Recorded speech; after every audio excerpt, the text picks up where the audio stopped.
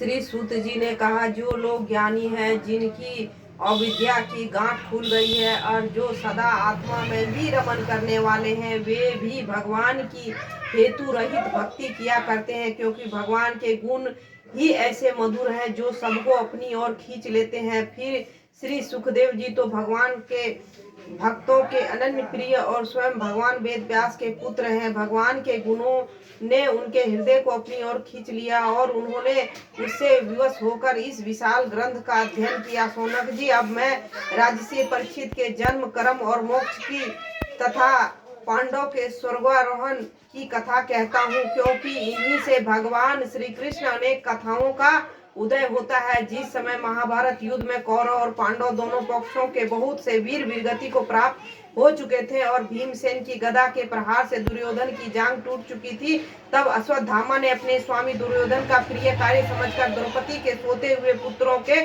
सिर काटकर उसे भेंट किया। यह घटना दुर्योधन को भी अप्रिय ही लगी, क्योंकि ऐसे नीच कर्म की सभी निंदा करते हैं। उन बालकों की माता द्रौपदी अपने पुत्रों का निधन सुनकर अत्यंत दुखी हो गई।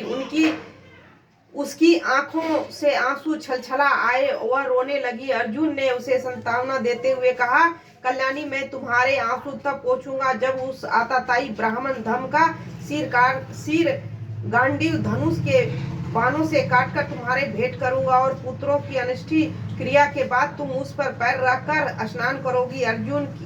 अर्जुन ने इन मीठी और विचित्र बातों से द्रौपदी को सांत्वना दी और अपने मित्र भगवान श्री कृष्ण की सलाह से उन्हें सारथी बनाकर कवच धारण करके और अपने भयानक गांडीव अश्वत्थामा के पीछे दौड़ पड़े। बच्चों की हत्या से अश्वत्थामा का भी मन उद्गिर हो गया था। तब उसने दूसरी ओर दूर से ही देखा कि अर्जुन मेरे ओर झपटे हुए आ रहा है। तब वह अपने प्राणों की रक्षा के लिए पृथ्वी पर जहां तहां भाग सकता था, रुद्र से भयभीत सूर्य की भांति भागता रहा।